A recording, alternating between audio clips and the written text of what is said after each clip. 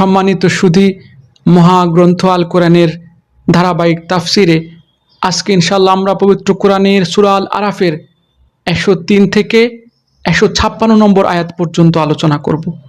এই আয়াতগুলোতে মহান আল্লাহ রাব্বুল আলামিন বলেন, এদের ধ্বংসের পর আমি মূসাকে আমার সুস্পষ্ট নিদর্শনসমূহ দিয়ে ফেরাউন ও তার পরিষদবর্গের কাছে পাঠিয়েছি, কিন্তু তারাও আমার নিদর্শনসমূহের সাথে বাড়াবাড়ি করেছে। আজ তুমি দেখে নাও আমার জমিনে বিপর্যয় সৃষ্টিকারীদের পরিণাম কেমন ছিল। মূসা বলল, হে ফেরাউন, আমি অবশ্যই সৃষ্টিকুলের মালিকের পক্ষ থেকে পাঠানো একজন রাসূল। এটা নিশ্চিত আমি আল্লাহ তাআলা সম্পর্কে সত্য ছাড়া অন্য কিছুই বলবো না। আমি অবশ্যই তোমাদের মালিকের পক্ষ থেকে সুস্পষ্ট নিদর্শন নিয়ে এসেছি। অতএব তুমি বনী ইসরাঈলীদের মুক্তি দিয়ে আমার সাথে যেতে দাও। ফেরাউন বলল, তুমি যদি সত্যি সত্যি তেমন কোনো নিদর্শন এনে থাকো এবং তুমি যদি তোমার দাবিতে সত্যবাদী হও, তাহলে তার সামনে নিয়ে এসো। অতঃপর সে তার হাতের লাঠিটি মাটিতে নিক্ষেপ করল, সাথে সাথে তা প্রকাশ্য একটি অজগরে পরিণত হয়ে গেল এবং সে বগল থেকে তার হাত বের করল, সাথে সাথেই তা উৎসাহী দর্শকদের জন্য চমকাতে লাগলো। অবস্থা দেখে ফেরাউনের জাতির প্রধান ব্যক্তিরা বলল, এ তো দেখছি আসলে একজন সুদক্ষ জাদুকর। আসলে এ ব্যক্তি তোমাদের সবাইকে তোমাদের নিজেদের দেশ থেকে বের করে দিতে চায়। এই পরিস্থিতিতে তোমরা আমাকে কি পরামর্শ দিচ্ছ? অতঃপর তারা ফেরাউনকে বলল, আপাতত তাকে এবং তার ভাইকে কিছুদিনের জন্য এমনি থাকতে দাও এবং এ সুযোগে তোমরা শহরে বন্দরে সরকারি সংরক্ষক পাঠিয়ে দাও, যেন তারা দেশে সকল দক্ষ জাদুঘরদের অবিলম্বে তোমার কাছে নিয়ে আসে। সিদ্ধান্ত মোতাবেক জাদুকররা যখন ফেরাউনের কাছে এলো, তখন তারা বলল, আমরা যদি আজ মূসার মোকাবেলায় বিজয়ী হই, তবে আমাদের জন্য নিশ্চিত পুরস্কারের ব্যবস্থা থাকবে তো? সে বলল, তা তো অবশ্যই, এবং তোমরাই হবে দরবারের ঘনিষ্ঠতম ব্যক্তিদের অন্যতম। এবার জাদুকররা বলল, হে মূসা, জাদুর বান তুমি আগে নিক্ষেপ করবে নাকি আমরা আগে তা নিক্ষেপ করব? সে বলল, তোমরাই বরং আগে নিক্ষেপ করো। অতঃপর তারা তাদের বান নিক্ষেপ করে মানুষদের দৃষ্টিশক্তির উপর জাদু করে ফেলল। এতে করে তারা মানুষদের ভীত আতঙ্কিত করে তুলল। তারা সেদিন সত্যি সত্যি বড় জাদু মন নিয়ে হাজির হয়েছিল। অতএব আমি মূসার কাছে ওহী পাঠালাম এবং তাকে বললাম, এবার তুমি জমিনে তোমার লাঠিটি নিক্ষেপ করো। নিক্ষিপ্ত হবার সাথে সাথেই তা জাদুঘরদের অলিক বানোয়াটগুলোকে গ্রাস করে ফেলল এবং সত্য প্রতিষ্ঠিত হয়ে গেল। আর তারা যা কিছু বানিয়ে এনেছিল তা মিথ্যা প্রতিপন্ন হলো। সেখানে তারা সবাই পরাভূত হলো এবং তারা লাঞ্ছিত হয়ে ফিরে গেল। অতঃপর সত্যের সামনে জাদুকরদের অবনত করে দেয়া হলো। তারা সবাই সমন্বয়ে বলে উঠল, আমরা সৃষ্টিকুলের মালিকের উপর ঈমান আনলাম, যিনি মূসা ও হারুনের মালিক। ঘটনার এই আকস্মিক মোড় পরিবর্তন দেখে ফেরাউন বলল, এ কি, আমি তোমাদের কোনো রকম অনুমতি দেওয়ার আগেই তোমরা তার উপর ঈমান আনলে? আসলে আমি বুঝতে পারলাম এ ছিল তোমাদের সবার নিশ্চিত একটা ষড়যন্ত্র। এ নগরে বসে তোমরা তা পাকিয়েছ, যাতে করে তার অধিবাসীদের তোমরা সেখান থেকে বের করে দিতে পারো। অচিরে তোমরা এ বিদ্রোহের পরিণাম জানতে পারবে। আমি অবশ্যই তোমাদের একদিকের হাত অন্যদিকের পাগুলো কেটে ফেলবো। এরপর আমি তোমাদের সবাইকে শুলে চড়াবো। তারা বলল, আমরা তো একদিন আমাদের মালিকের কাছে ফিরে যাবই, তাই আমরা তোমার শাস্তির পরোয়া করি না। তুমি আমাদের কাছ থেকে এই কারণে এই প্রতিশোধ নিচ্ছ যে আমাদের মালিকের নিদর্শন সমূহ যা তার কাছ থেকে আমাদের কাছে এসে পৌঁছেছে আমরা তার উপর ঈমান এনেছি। আমরা আল্লাহ তাআলার কাছে প্রার্থনা করি, হে আমাদের মালিক, তুমি আমাদের ধৈর্য ধারণ করার ক্ষমতা দাও। তোমার অনুগত বান্দা হিসেবে তুমি আমাদের মৃত্যু দিও।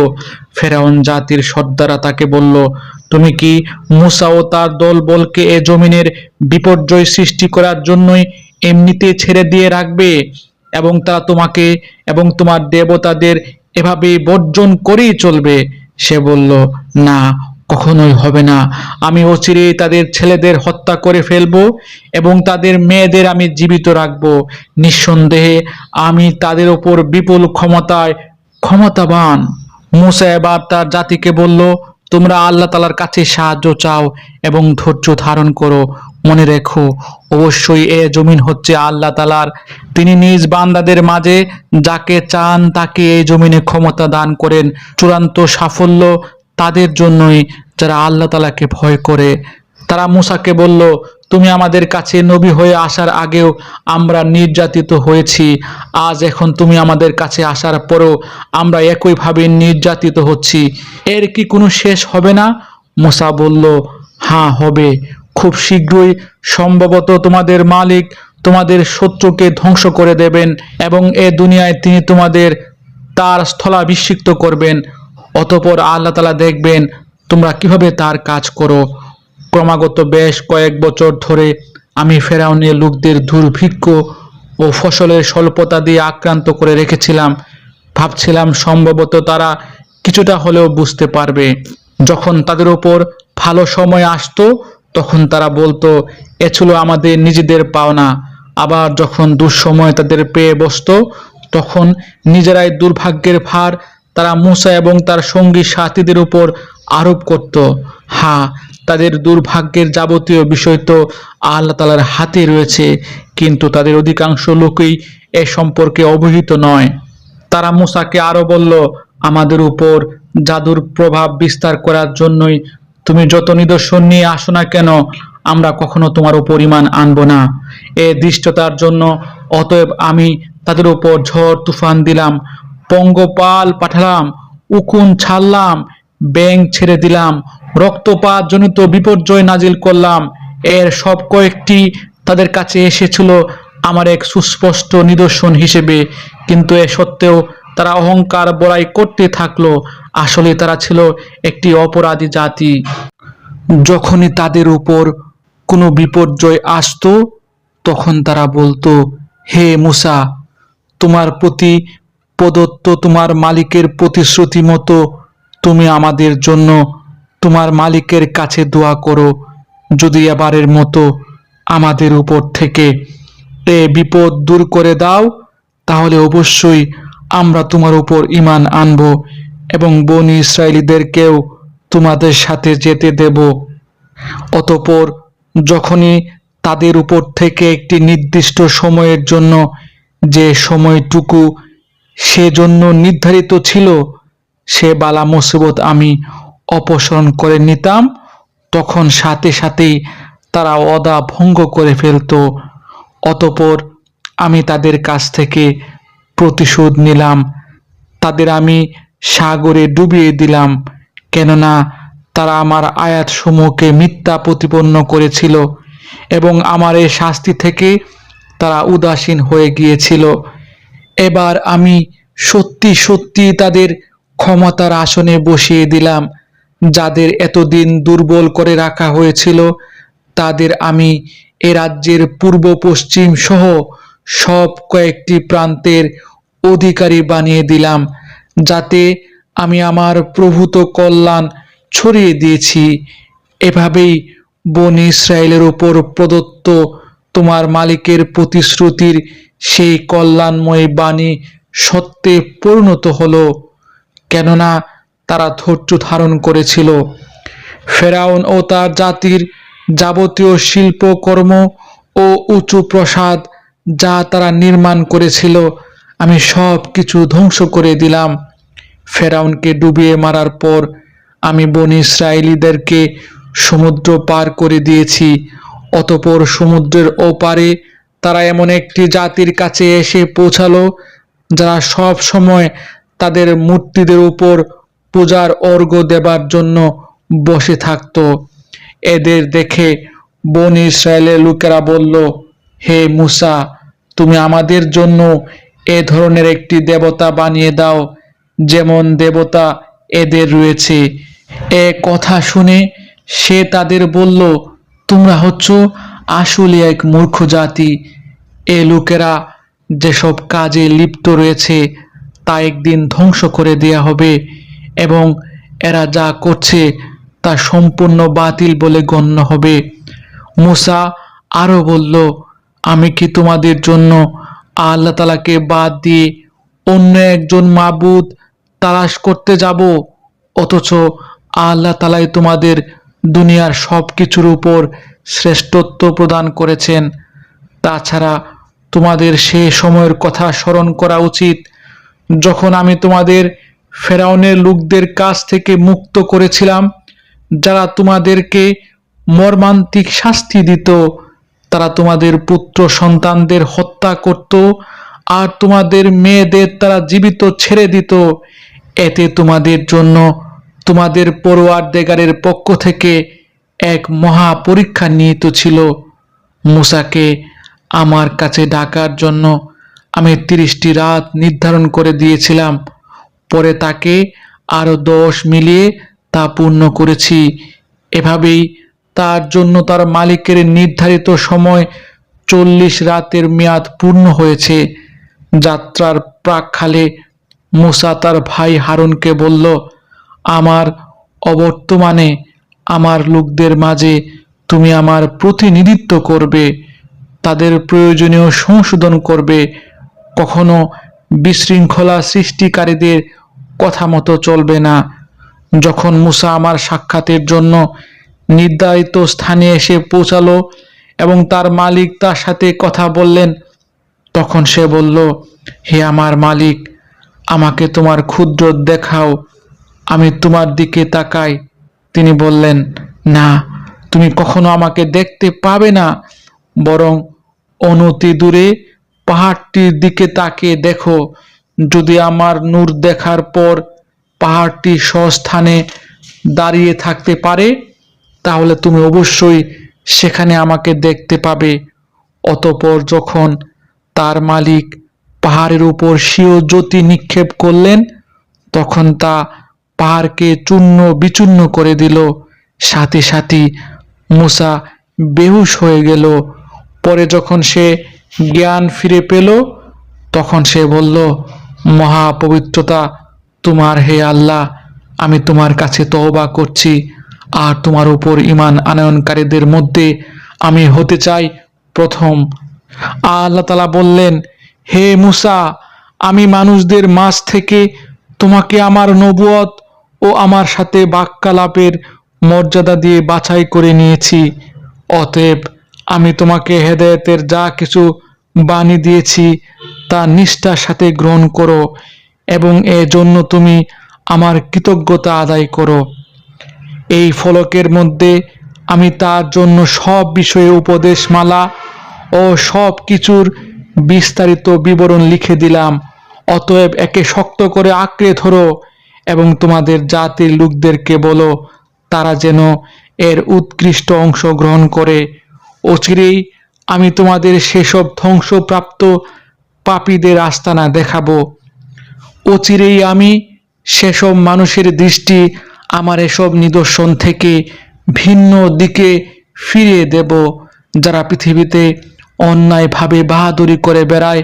আসলে এই লোকেরা যদি অতীত ধ্বংসাবশেষের সব কয়েকটি চিহ্ন দেখতে পায়, তবুও তারা তার উপর ঈমান আনবে না। যদি তারা সঠিক পথ দেখতেও পায়, তবুও তারা এই পথকে পথ বলে গ্রহণ করবে না।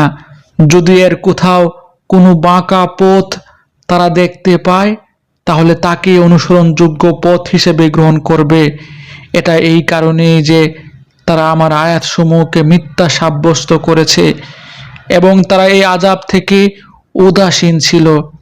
যারা আমার আয়াতসমূহ ও পরকালে আমার সামনাসামনি হওয়ার বিষয়টিকে অস্বীকার করবে, তাদের সব কার্যকলাপই বিনষ্ট হয়ে যাবে।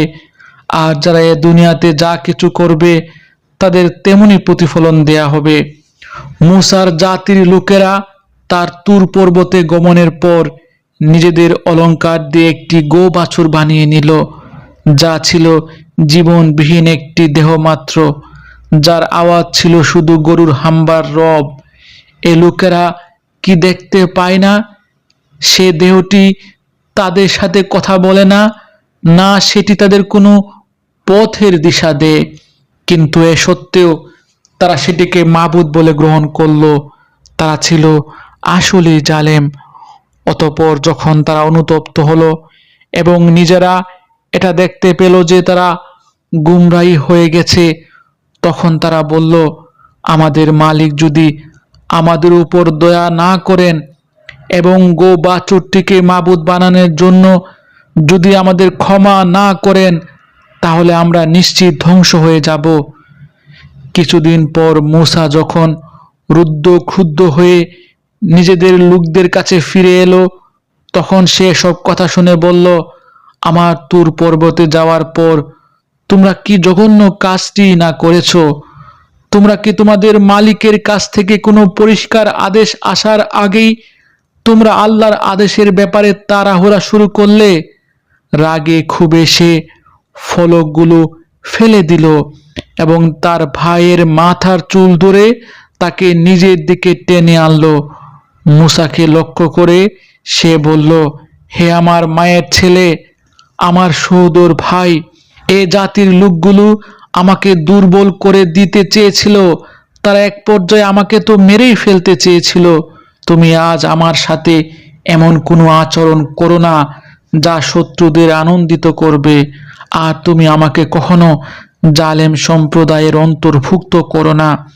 সে মূসা বলল, হে আমার মালিক, আমাকেও আমার ভাইকে তুমি মাফ করে দাও এবং তুমি আমাদের তোমার রহমতের মধ্যে দাখিল করে নাও।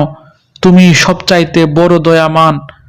আল্লাহ তাআলা মূসাকে বললেন, হ্যাঁ, যেসব লোক গরুর বাছুরকে মাবুদ বানিয়েছে, অচিরেই তাদের উপর তাদের মালিকের পক্ষ থেকে গজব আসবে, আর দুনিয়ার জীবনেও তাদের উপর আসবে অপমান, লাঞ্ছনা। আল্লাহ তাআলার নাম নিয়ে মিথ্যা কথা রটনাকারীদের আমি এভাবেই শাস্তি দিয়ে থাকি। যেসব লোক অন্যায় কাজ করেছে, তারপর তওবা করেছে এবং যথাযথ ঈমান এনেছে, নিশ্চয়ই এই যথার্থ তওবার পর তোমার মালিক ক্ষমাশীল ও পরম দয়ালু। পরে যখন মূসার ক্রোধ কিছুটা প্রশমিত হলো, তখন সে তাওরাতের ফলকগুলো তুলে নিল। তার পাতায় হেদায়েত ও রহমত সম্বলিত কথাবার্তা লিখিত ছিল এমন সব লোকদের জন্য যারা তাদের মালিককে ভয় করে। মূসা তার সম্প্রদায়ের মধ্য থেকে এবার 70 জন লোককে আমার নির্ধারিত সময়ে সমবেত হবার জন্য যাচাই করে নিল।